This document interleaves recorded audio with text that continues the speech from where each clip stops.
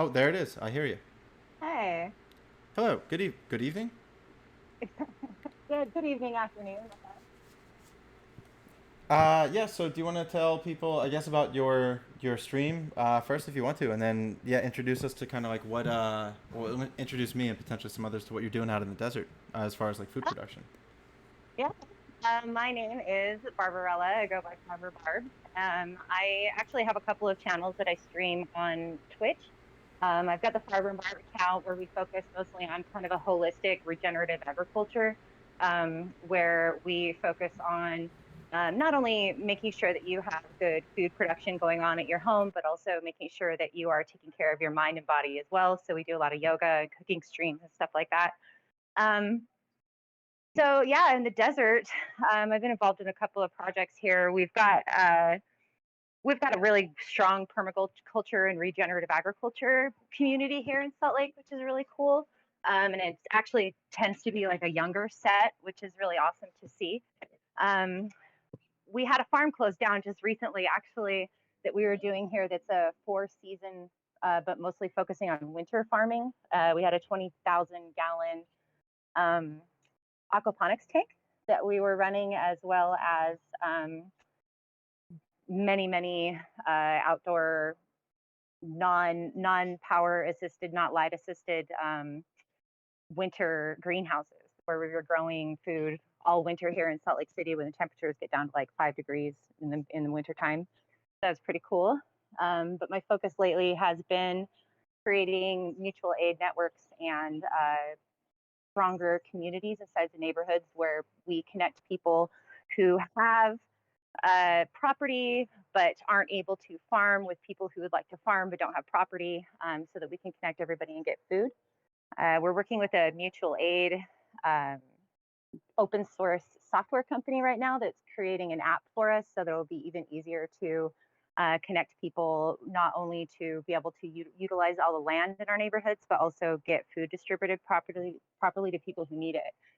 Um, so right now I'm just basically focusing on urban farming and making sure people can grow food if they want to.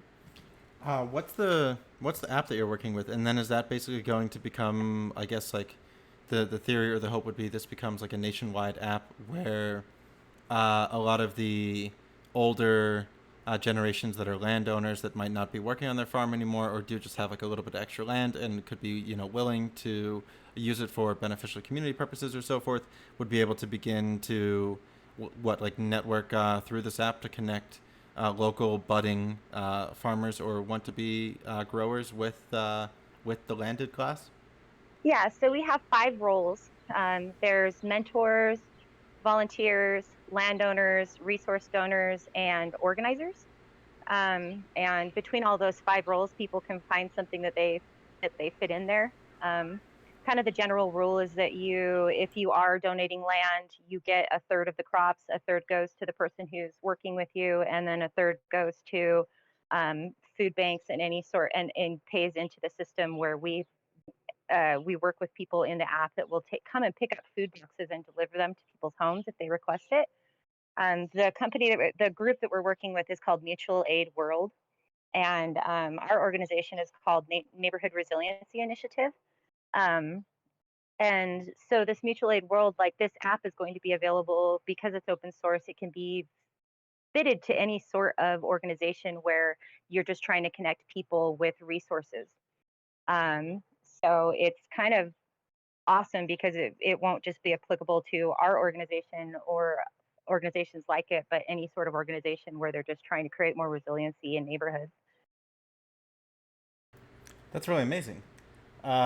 Every day that I, think that I know something or so forth, I meet a new person who's working on a new exciting project, and it's pretty wonderful. It's slow going. Open source means volunteer, and we've got people working on it from all around the world, but it definitely takes time. Yeah, People are just working on it when they can, and now everything's reopening, and so people are able to pick up other gigs, and so they don't have as much free time to be working on the project. But it's moving along. I They've got a web-based version of the app, where they can where nonprofits are already utilizing it to connect people. But as far as like an operating system for cell phones, we're not there yet. Yeah, to piggyback on your mutual, or I'm sorry, your open source projects taking a long time. I kind of view certain streams or many streams as that way. You know, they're kind of like an open source project to see if it can survive, but it takes like a long time to build it up to any kind of sustainable position. Yeah, for sure. I, What was the other nature initiative that you said? I didn't catch that one. it's called Neighborhood Resiliency Okay, thank you. Initiative, and that's the website as well, I believe. Neighborhoodresilience.org potentially. Yeah.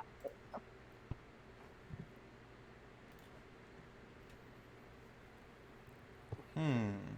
Nope, that's not it. Nope, that's not it. Sorry, Okay. one sec. Oh, no worry. I'll link you. Yeah, and then I did, man, well, I'm now interested in a lot of things you were talking about, but I wanted to hear you were saying that you were doing intense mulching with a lot of your crops. And yeah, I wanted to ask with that image that I was showing on screen, like, are you mulching in between, like, individual plants? Oh yeah, I mulch all of my dirt. I mulch everything. For me, I'm always trying to, because the soil that we're always shooting towards is like a forest soil, right? Mm-hmm. Everybody always wants that like black forest soil, but the reason why the forest soil is black is because and deep and rich is because things are constantly falling on it. So when I have a garden, I just mulch my entire surface of my soil with straw. And then I'll add green material on top of the straw and keep layering it. I can go through bales and bales of straw in a small area in a summer, and that all gets broken down into my soil, so it's helping to replenish it. My favorite is to use is rice straw, but it's hard to get where I live right now, because it has a lot of silica in it, and that's really good for your soil and your plants. But yeah, I mulch everything. We have to, or my soil will dry out in a couple hours here. I mean, we were reaching 107 last week. So if I don't mulch, I lose all of that moisture, and then you're just back to down to just dirt. What's really cool about mulching all of your soil is that it creates a really great network for all of your microarthropods and micronematodes and any sort of little critter that doesn't want to to go across bare dirt. They have a network where they can move freely and breed on the surface of the soil without being exposed to light. So you create a more balanced ecosystem that way, in my opinion. But yeah, I mulch everything, man. I have to. Yeah, oh man, I sometimes forget that there are all these different growing zones and so forth. And I don't know if I'm gonna make it out to the West Coast this year because my time of arrival is not really conducive to sleeping in a car uh, to like come out and see what's going on out there. But I'm really concerned about the West Coast this year for obviously a multitude of reasons. Yeah, it's really scary. It's really scary right now. Um, just even the way that, like, our water situation is really dire right now. We're in exceptional water drought right now in Salt Lake City where I live, and people are still power washing their cars. I'm not really sure how to mitigate that. Yeah, did you hear that Las Vegas is disallowing X amount of commercial lawns in an effort to attempt mitigation? I would love if that happened here. We don't have Well, any sort of the, regulation on lawns. there's a downside to the story. The downside to the story is it's not being instituted until 2027. So like they voted on it, they passed it, and they're gonna, they're gonna push forward with it. But yeah, it's gonna be 6 years until deployment and rollout. Yeah, that's a little too little too late, in my opinion. I, Yeah, it's really amazing what you're doing though with the intensive mulching. Hello, Dave. By the way, uh, of being able to like actually even farm in those regions at all. I wanted to ask you, how were you keeping the greenhouses warm last year or last winter? Those ones you were discussing. um, well, there's techniques to doing it. Mostly we just use you don't open them on really cold days. You just keep them shut unless you have to harvest. And when you do, you just open like a little tiny part and do what you need to do and get out. We utilize agribond a lot. I don't know if you're familiar with that. It's a agricultural fabric. And so inside of the greenhouses, we have small metal frames that go over the crops, and then you lay this fabric over it at night, and it can hold into like 13 degrees warmer, just to keep things from freezing. You don't water as much in the winter. A lot of plants, particularly like the brassicas, if you water them too much in the winter, then the water freezes inside of them and kills the plants. But if you keep them just wet enough to survive and keep growing, then they'll do a lot better in the wintertime. But mostly it's just about I follow Elliot Coleman. He's a really awesome author. I don't know if you know much about him, but he's a really awesome regenerative author that writes a lot about regenerative agriculture, but he specializes in winter farming. Hmm. And mostly it's about planting and getting your winter crops established in the fall. You just do like a really aggressive succession planting of plants all through September and October and everything before it freezes, so that they're just slowly, they kind of go into a homeostasis and they just are slowly growing. And you can harvest those plants all winter long. We Amazing. harvested a we harvested 120 pounds of greens, just greens produce, the week of Christmas a couple of years ago. Oh, that's amazing. Congratulations. Yeah, thanks. It was awesome. It's a lot of work, and it can be kind of miserable, but it's pretty tough once you get through some seasons of winter Does farming. Worth it. does anybody use rocket stoves?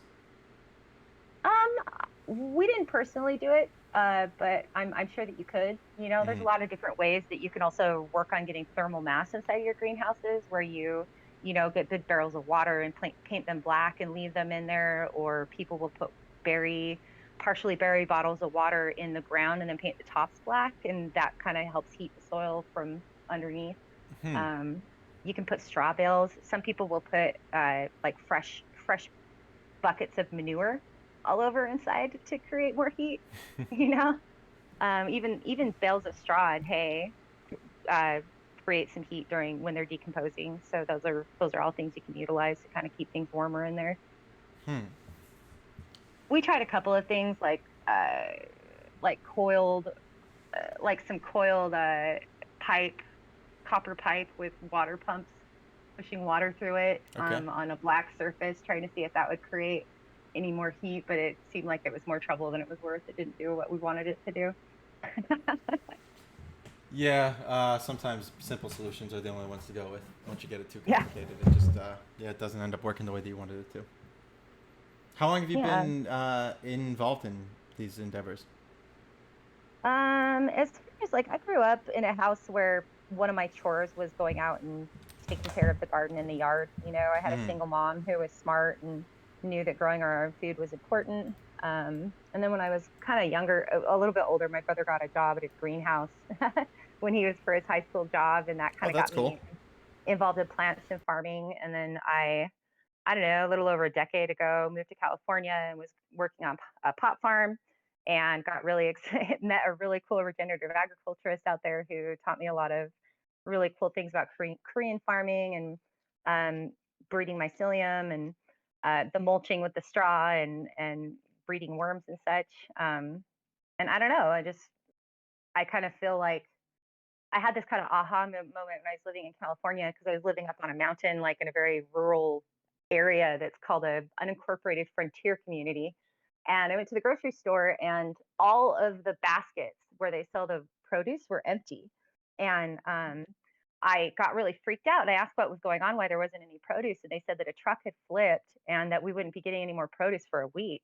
I was like, God, I can't believe that I've allowed myself to get so complacent about my food production that like I'm just don't have any fresh food this week because of it. And so that was kind of a wake up call for me to share my knowledge and get everybody else on the same page, because I really do believe that food sovereignty is one of the most important things that we can do with our lives. Yeah, I'm a little late to the game, but thank you for welcoming me in. I'm catching up on the fly. Um, luckily, I have a personality where I'll dive deeply into something and just kind of like immerse to try to catch up, or at least have some semblance of catching up. Um, yeah, wow. That's really amazing what you're doing. Yeah, right on. It was nice to meet you. Thanks for having me on your show. Oh yeah, of course. Do you want to tell people like any of your, I don't know, like socials or anything, or like for the community gardens that you're working with, or with the mutual aid projects that you're working with? I'll bring up I mean, the one or two yeah, websites here sure. too. Just like if people wanna follow Farmer Barb, that's a great place to start. I have been taking a little break. I've some of the mutual aid projects that I work on in. I'm a unsheltered activist here in Salt Lake, and we've been experiencing a lot of sweeps lately, and that's been really intense. So I've kind of been focusing more on that than streaming the Farmer Barb stuff. But I stream that kind of stuff on a page called Ground Level News on Facebook, and then I also work on a project called International Media on Twitch. That's INTL Media on Twitch, which is an aggregate where we show protests from all over the world. We've been covering the uprising in Colombia right now, which has been really intense. What is it? The INT. INTL Media. And the other one's Ground Level News. I said Facebook, but we have a Twitch too. Oh wow, you have a lot of followers on here. Yeah, Uh, it's okay. yeah, on Twitch. Congratulations. And Thanks. then you said this one, Ground Level News. Yeah, that's the You have a lot of followers on there too. Nice job. yeah. Thanks. A collective of independent street journalists. Hey, maybe I'll send footage over your way sometime. Let's do it. Be fun. Yeah, thank you for coming on, and I'm sure that we'll be in touch Yeah. sometime soon. Did you come into my channel somehow through a Clydson raid? No, K Variable actually keeps sending me links and telling me that I need to come onto this channel, and I keep missing when it's live, and I finally caught it. So. Oh wow, okay, thanks. Yeah, I do. I don't know. I don't exactly have much of a schedule. You know that I'm taking like a road trip at the moment. Oh, cool. Uh, yeah, I left Pennsylvania about 2 weeks ago, and I'm kind of just driving from like town to town and farm to farm and going to farmers markets, trying to like go tour some different places and so forth. So I went through Washington D.C., West Virginia, Kentucky, and now I'm on the border of like Indiana and Illinois. I love that. There needs to be more visibility on local food solutions for sure. Yeah, it's been fun, and I learn a lot from Cladson, and it's cool because the Twitch communities, you put a stream title out there, and eventually people trickle in because they're interested in that. So it's Yeah, nice I that love there's it. going to be like I think kind of like an agricultural community building a little bit. Yeah, I love to see that's happening more on Twitch. I think it's really necessary for sure. Well, awesome. Thank you for your time tonight, and thank you for everything Yeah, you're thank doing. you. We'll talk to you later. All right, Bye. see you.